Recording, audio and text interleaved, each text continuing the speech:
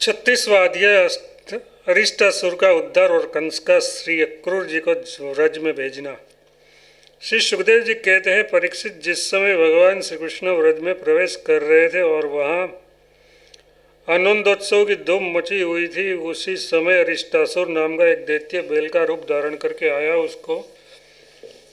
उसका कुक्कद मतलब कंधे का पट्टा या थुआ और डोल दोनों ही बहुत बड़े बड़े थे।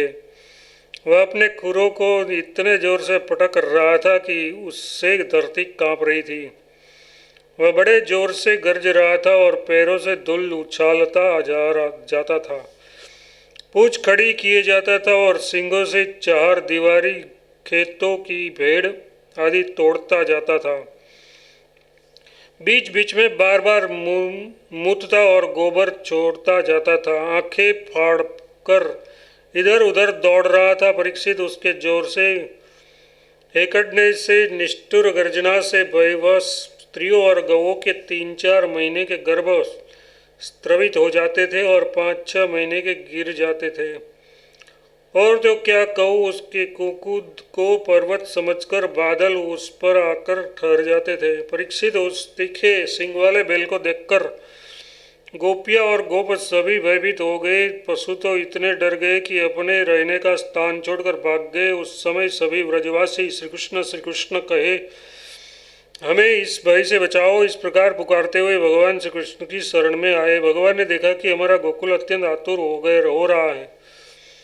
उन्होंने डरने की कोई बात नहीं है ये कहकर सबको टाढ़स बंधाया और फिर वृत्तासुर को ललकारा, अरे मूर्ख महादुष्ट, तू इन गवों और ग्वालों को क्यों डरा रहा है? इससे क्या होगा? देख, तुझ जैसे दुरात्मा दुष्टों के बल का घमंड चूर चूर कर देने वाला ये मैं हूँ। इस प्रकार ललकार कर भगवान ने ताल ठोकी और उसे क्रोधित करने के लिए वे अपने एक सखा के गले में बांध डालकर खड़े हो गए। भगवान श्री कृष्ण की इस चुनौती से वह क्रोध के मारे तिलमिला उठा और उससे खुरों से वह बड़े जोर से धरती खोदता हुआ श्री कृष्ण की ओर झपटा। उस समय उसकी उठाई हुई पूंछ के धक्के से आकाश के बादल तितर बितर होने लगे। उसने अपने तीखे सिंग आगे कर लिए। लाल लाल आंखों से टकटकी लगाकर श्री कृष्ण की ओर टेढ़ी नजर से देखता हुआ वह उन पर इतने वेग से टूटा मानो इंद्र के हाथ से छोड़ा हुआ वज्र हो। भगवान श्री कृष्ण ने अपने दोनों हाथों से उसके दोनों सिंग पकड़ लिए और उसे जैसे एक हाथी अपने से भिड़ने वाले दूसरे हाथी को पीछे हटा देता है, वैसे ही उन्होंने उसे 18 पग पीछे ढेल कर गिरा दिया। भगवान के इस प्रकार ढेल देने पर वह फिर तुरंत ही उठ खड़ा हुआ और क्रोध से अचेत होकर लंबी लंबी सांस छोड़ता हुआ फिर उस पर झपटा। उस समय उसका सारा शरीर पसीने से लथपथ हो रहा था। भगवान ने जब देखा कि जब वह अब मुझ पर प्रहार करना ही चाहता है, तब उन्होंने उसके सींग पकड़ लिए और उसे लात मारकर जमीन पर गिरा दिया और फिर पैरों से दबाकर इस प्रकार उसका कचूमर निकाला जैसे कोई गीला कपड़ा निचोड़ रहा हो। उसके बाद उसी का सींग उखाड़कर उसको खूब पीटा, जिससे वह पड़ा ही रह गया। परीक्षित, इस प्रकार वह दैत्य मुंह से खून उबालता और गोबर मूत करता हुआ वे पटकने लगा। उसकी आंखें उलट गई और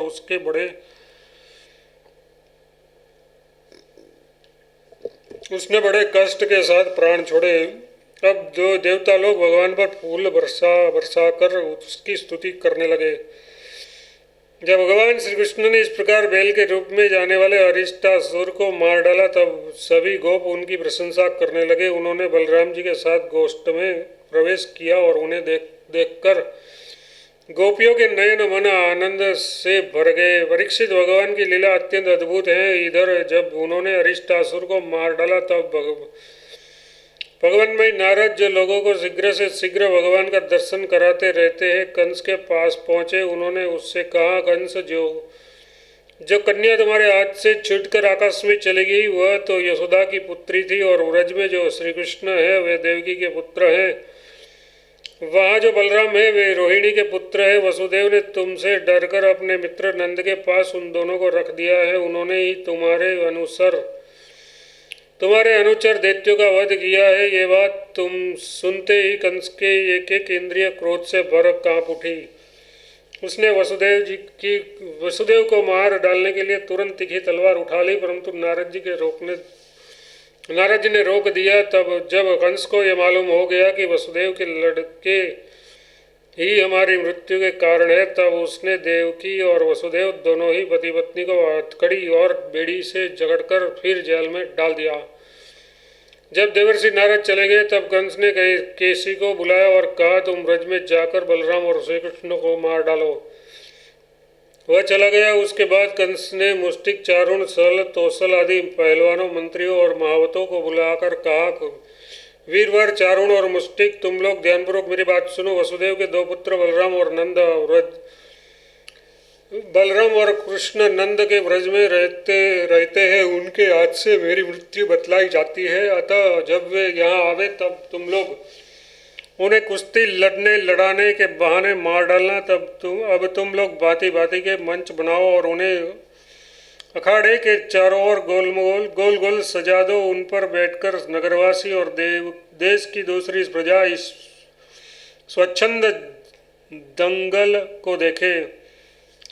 महावत, तुम बड़े चतुर हो। देखो भाई, तुम दंगल के घेरे के फाटक पर ही तुम अपने कुबलिया पीड़ हाथी को रखना, और जब मेरे शत्रु उधर से निकले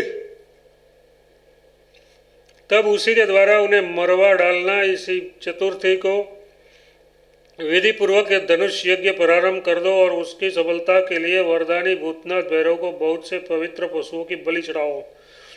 परीक्षित, कंस तो केवल स्वार्थ साधन का सिद्धांत जानता था, इसलिए उसने मंत्री, पहलवान और महावतों को इस प्रकार आज्ञा देकर श्रेष्ठ यदुवंशी अक्रूर को बुलवाया और उसका हाथ अपने हाथ में लेकर बोला, अक्रूर जी, आप तो बड़े उदारदानी है, सब तरह से मेरे आदरणीय हैं। आज आप मेरा एक मित्रोचित काम कर दीजिए, क्योंकि भोजवंशी और वृषिणवंशी यादवों में आपसे बढ़कर मेरी भलाई करने वाला दूसरा कोई नहीं है।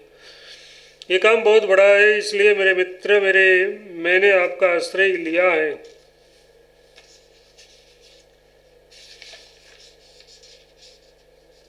ठीक वैसे ही जैसे इंद्र समर्थ होने पर भी विष्णु का आश्रय लेकर अपना स्वार्थ साधता रहता है। आप नंदराय के व्रज में जाइए, वहाँ वसुदेव के दो पुत्र हैं, उन्हें इधर रथ पर चढ़कर यहाँ ले आइए। बस अब इस काम में देरी नहीं होनी चाहिए। सुनते ही विष्णु के भौरों से जीने वाले देवताओं ने इस दोनों को मेरी मृत्यु का कारण निश्चित किया है, इसलिए आप उन दोनों को तो ले ही आइए, साथ ही नंद आदि गोपों को भी बड़ी बड़ी पेटों के साथ ले आइए। यहाँ आने पर मैं उन्हें अपने काल के समान कोल या पीड़ हाथी से मरवा डालूंगा। यदि वे कदाचित उस हाथी से बच गए तो मैं अपने व्रज के समान मजबूत और फुर्तीले पहलवान, मुष्टिक, चारुण आदि से उन्हें मरवा डालूंगा। उनके मारे जाने पर वसुदेव आदि वृषिण, भोज और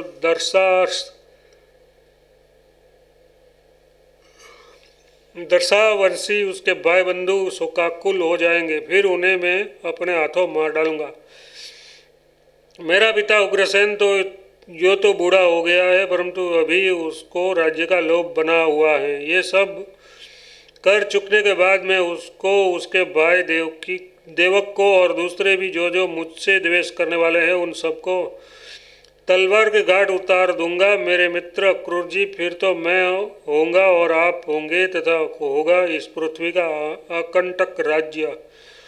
जरासंध हमारे बड़े बूढ़े ससुर है और वानरराज द्विविध मेरे प्यारे सखा है। संबरासुर, नरकासुर और बाणासुर ये तो मुझसे मित्रता करते ही है, मेरा मुंह देखते रहते हैं। इस सब की सहायता से मैं देवताओं के पक्षपाती नरपतियों को मारकर पृथ्वी का अकंटक राज्य भोगूंगा।